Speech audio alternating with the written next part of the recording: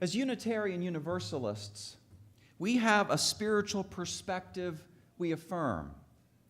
We affirm, in part, the inherent worth and dignity of every person and the free and responsible search for truth and meaning. We affirm. But how might we understand these affirmations in light of Alzheimer's? It is one of the most cruel diseases, says the Reverend Eugene Pickett, minister emeritus of this congregation, whom I contacted just recently by email. Helen, he replied, the love of my life for 63 years is now suffering from moderate to severe dementia. She has lost most of her ability to recognize those around her, even me at times, and our daughters. She will look at me and ask, "Where is my husband?" I will respond, "I have been your husband for over 60 years. And she will say with surprise in her voice, "Really?" And as for the person with Alzheimer's themselves, one of the patients of a New York doctor, a Dr. Alan Dienstag, once said, "I feel like a picture that is fading. Every time I look, there is less of me here. I almost don't recognize myself." Imagine your 3-pound brain as a forest of 100 billion neurons, all interconnected through electrical discharges and chemical neurotransmitters. But the disease of Alzheimer's disrupts all this. Alzheimer's pollutes the neuron forest, and the brain goes haywire. The interconnections are all gunked up. The brain literally shrinks. That's the inner physiological basis of what folks experience in terms of outer behavioral and personality changes. Family and friends see the same face and form, but as the disease progresses from mild to moderate to severe, the person becomes increasingly different from how they've always been known through the years. It's like a real-life version of that 1950 science fiction movie, Invasion of the Body Snatchers. It looks like him, but it's not him. It looks like her, but it's not her. And the heart breaks, because where is he? Where is she? And how can they possibly not know me anymore? For the primary caregiver, 24 hours no longer seems enough to do all that must be done. From increased memory loss and confusion in their loved one, problems recognizing family and friends, continuously repeating stories, favorite wants or emotions, difficulty doing things that have multiple steps like getting dressed, lack of concern for hygiene and appearance, from these moderate symptoms to severe symptoms like inability to recognize oneself or family, inability to communicate, lack of control over bowel and bladder, groaning, moaning, and grunting, needing help with all the activities of daily living, from these all the way to a loved one's death. The prospect is completely overwhelming. How to not feel eaten alive by the responsibilities, how to survive this. Alzheimer's is a terrible place. But I want you to listen to the witness of Anne Lamott, an amazing writer who says 2 things that we need to hear right now. One is this: human lives are hard, even those of health and privilege, and don't make much sense. This is the message of the book of Job. Any snappy explanation of suffering you come up with, it is going to be horse hockey. She doesn't say hockey. That's what it's going to be. And then she says this. She says, you can't get to spiritual truths by sitting in a field, smiling beatifically, avoiding your anger and your damage and your grief. Your anger and your damage and your grief are the way to the truth. We don't have much truth to express. unless we have gone into those rooms and closets and woods and abysses that we were told not to go into. When we have gone in, when we have looked around for a long while, just breathing and finally taking it in, then we will be able to speak in our own voice and to stay in the present moment. And that moment is home. This morning, we are embracing life as we find it in a terrible place. We are avoiding snappy explanations. We are going into the abyss, and we're going to take it in, and we are going to find the voice that is our own, and we are going to find home.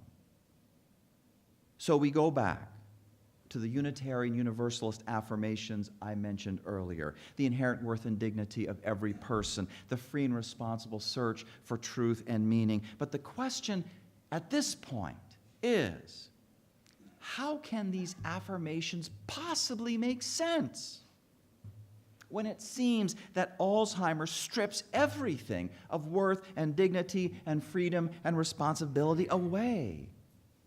And that was certainly my question when I was a seminarian in Chicago almost 20 years ago, and I was working with Alzheimer's patients as part of my pastoral care training. Wallace Rusterholz, Erica Weinberg, Anna Viscount, Helen Rice, Eva Clark, Jean Bowman Anderson, assigned to me because all had been longtime Unitarian Universalists, all lovers of high culture and books and conversations, folks like us, folks who are way too busy reading ahead in the hymnal to get into the spirit of the song because they don't want to sing anything that they didn't intellectually understand. Folks just like us. But you know, when I saw them, everything had changed. Alzheimer's. Some of them had started to roam the halls, rummaging around in other people's rooms, taking other people's clothes and putting them on, and also taking clothes off just anywhere, stripping down. Boundaries of privacy and shame dissolving. Boundaries of mine and yours dissolving, along with other aspects of the rational self, all of it dissolving. No hope in expecting them to learn to do otherwise, because without memory, new learning is impossible. All you have is the moment, a window of now that closes as soon as it is open. Now. That's what happened to these people who had been brilliant Unitarian Universalists and had once loved their conversations and all their high culture and all of their books.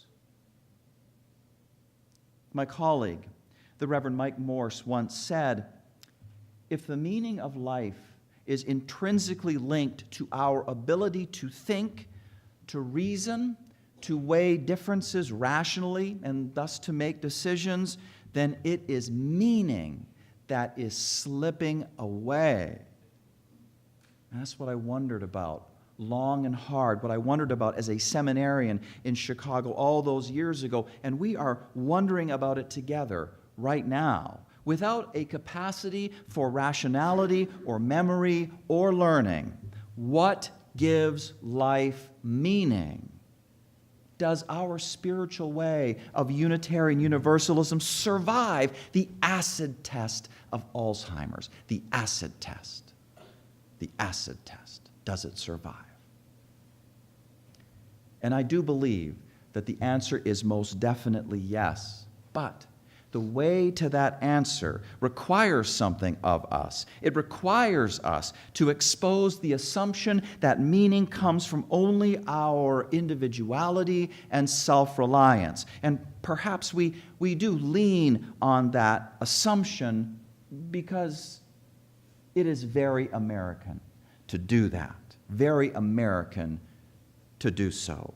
Yet, America also teaches us one, or out of many one, e pluribus unum. America teaches us that it is government of the people, by the people, for the people. Individuality is balanced by something larger, by community. Meaning comes from both aspects of human reality. If, in the case of Alzheimer's, a person loses capacities that are more on the side of self-reliance, there is still a source of meaning left, and it is larger than any individual. It is true. Alzheimer's can feel like oblivion. But I want you to listen to what my colleague, the Reverend Roger Jones, says. He says, in the unfolding of the universe, every good time, every act of goodness or beauty becomes an everlasting part of our universe. None of our contributions is lost. They all become part of the unfolding of creation. They belong forever to the divine life in which we participate. Every gift of music, every gift of poetry, every meal cooked and enjoyed, every garden we tend, every kind word, every loving touch, every moment, these gifts are everlasting parts of creation. The fruits of one's life extend beyond its conclusion. The fruits of one's life. When we try to be of help, a kind word might seem pointless if the other person forgets it in a few minutes. Yet in the words of the ancient storyteller Aesop, no act of kindness, no matter how small, is ever wasted. In the unfolding of the divine life in which we participate, whatever we give, however we serve, such gifts are not lost. The Reverend Roger Jones is reminding us about something. He's reminding us about our seventh Unitarian Universalist principle, which complements the first principle. We affirm respect for the interdependent web of all existence of which we are a part. Even if the part feels lost, in the whole, it is found again. In the whole, it is lighted up. In the whole, it is lifted up. In the whole, it is lightened. Our fragile human individuality need not bear the total burden of making life worthwhile. One of my personal prayers, which I pray every time I feel like I have fallen short, so I pray it a lot, is this. I trust that no matter how flawed or limited my contribution to the world is, I trust that somehow the universe can turn it into some good, somehow, some way. I give myself in trust to the universe. My ego steps back from trying to be like God. And I don't insist that I have to force meaning onto everything or to be the total source of meaning. Meaning flows. Meaning happens. Meaning is larger than me and you. This is a good thing to know in the face of Alzheimer's. But now that we have contextualized our individuality, that is what we have done, and remembered that it is not the sole source of meaning, I want us to double back. I want us to take a closer look at that individuality. It is true that Alzheimer's strips away our self-reliance capacities for remembering and reasoning and learning new things and taking responsibility for our actions. But, is that equivalent to stripping away everything? Is nothing left that could also be a source of dignity and value and worth and meaning? A clue comes from something that theologian Gisela Webb points out, whose academic training in comparative religion was enriched by her practical experience over the course of 16 years with her mother's Alzheimer's. As nurses know, she says, You do not avoid the word no simply because it is not effective, but rather because the intuitive feeling faculties are still intact. The no does leave an impression.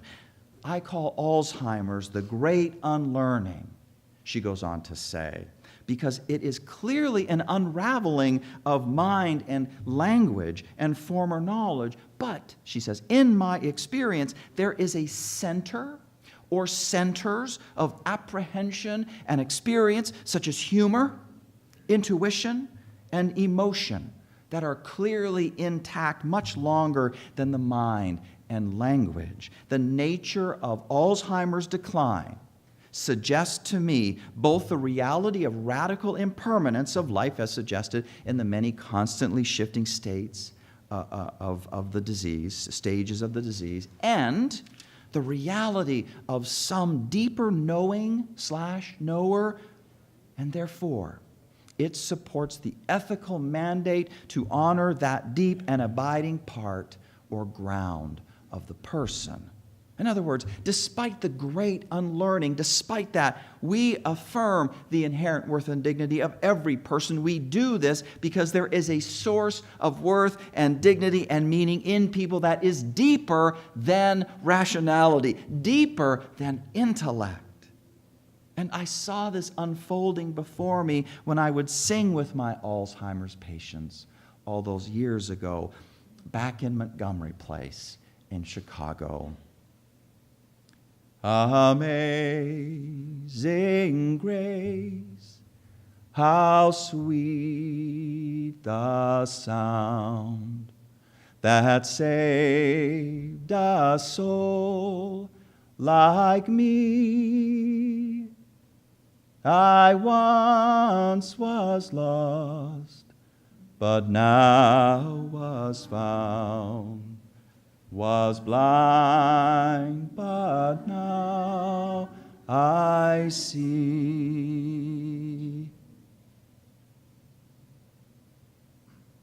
It was like a dry flower being watered. Slack faces and blank stares went away. Life swept into that room and carried the people with them. People who had forgotten everything. They were singing along with me. They were singing along with me. These folks who'd forgotten everything. Somehow all of these words dredged up from who knows where, coming out of their mouths. They're singing along with me. From a place, from an emotional place in the heart that is too deep for even the acid of Alzheimer's to burn away. Too deep. It was striking to me, says Gisela Webb, how my mother never forgot to go to noon Mass every day, nor how to get there, nor what to do when she got there. Attending Mass was my mother's last independent activity before we placed her in a nursing home. And this particular capacity for remembrance formed a significant part of my reflection on the importance of faith and ritual, as it should for our reflection as well. When we sing Amazing Grace, or our Unitarian Universalist version of Amazing Grace, which is Spirit of Life, when we sing our songs, when we light our chalice, when we enter into the embracing meditation and the lights go down, and I ask you to close your eyes and breathe in deeply and exhale out. And then when I ask you to hold a hand against your heart and say a kind word to yourself, when we, in short, engage in our religion bodily, when we do it bodily, in all the ways that we do that throughout for all ages, we create memories that Alzheimer's cannot touch. Our religion, not in its verbal form, but in its bodily feeling, survives as a source of beautiful dignity and meaning and worth. There is a good reason why, when anti-racism activist and writer Tim Wise heard that Bruce Springsteen opened his recent Brooklyn concert with a rendition of Purple Rain, he said, aside from what an amazing tribute this is, I think it speaks to something bigger than the tribute itself. It says something about the camaraderie of art, regardless of musical genre, regardless of age, regardless of race, regardless of any of the boop that keeps us divided. Art is always the thing that elicits our humanity. It is the only thing, I beg to remind you, that can save us in the end as well. Science cannot do it. Politics sure as heck cannot do it. I'm being good and restraining myself. Lots of cuss words in this service. He says, only art stands even the remotest chance. Yes. Amen. Yes. Art touches the deepest inward springs that remain even after invasion of the body snatchers has happened. Even after the forest of 100 billion neurons in the brain is all gunked up and polluted and no longer working. I want to close with a word about art, or the kind of art that is most relevant here. Reverend Pickett touched on it in his email to me when he said, as a full-time caregiver, I have learned to be much more patient, flexible, and compassionate. While Helen cannot express herself verbally, she is sensitive to the tone of my voice and the expression on my face, and I cannot emphasize this enough. In other words, the way to affirming the inherent worth and dignity of a person with Alzheimer's is through the art of compassion. Compassionate speech, as Gisela Webb puts it. Compassionate speech, she says, is not simply an issue of not telling lies. It is a much broader concept. It is speech that does not create violence, speech that overcomes duality. As such, it is a language that bridges the distance between self and other. It is an ethical mandate to speak/choose words in a way that understands how the patient hears them. Compassionate speech in an Alzheimer's context does not mean asking about or explaining to the person the thing which they have forgotten or they are perceiving it incorrectly. That would be like getting my mom to conform to my reality. That approach causes so much suffering, not only because it does not work, but because we cannot get that person as we know them back. It's just like Julie Weisberg said in her reading from a moment ago. Be in the reality of the Alzheimer's patient rather than insisting that they be in yours. Do this out of compassion. Practice the art of compassion. Let anxious insistence on matters of verbal correctness fall away. Let matters of the heart shine through. Once, Gisela Webb says, when I was ambulating my mom, walking her around, one of the women patients made eye contact with her, brightened up, and said to her with such care, "Oh, Elizabeth," not my mother's name. "Oh, Elizabeth, I'm so glad to see you. I heard you'd been in the hospital, with all your troubles." My mother heard the gesture and intention of compassion and allowed herself to receive and to accept this gesture. Both women experienced in this moment of encounter a moment of right speech, and each received the essence of the message. I do not know what else this mutual gesture could have been other than the deepest expression of the essence of compassion. This is how we affirm inherent worth and dignity, and not just with folks with Alzheimer's, but with everybody. Everybody. Through speech that overcomes duality, speech that bridges the distance between self and other because it is kind speech. The tone is kind. The nonverbals are gracious and kind.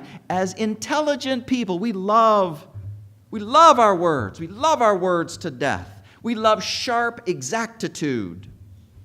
We want our reports and our resolutions to be perfect. But Alzheimer's is the acid test. It shows us what truly matters, and endures. Love, kindness, a song in your heart, the Spirit underneath the words, how something is said. To the degree that our spiritual way comes from this, does justice to this, it is home. It is fully home for the human spirit. Alzheimer's proves it. Amen.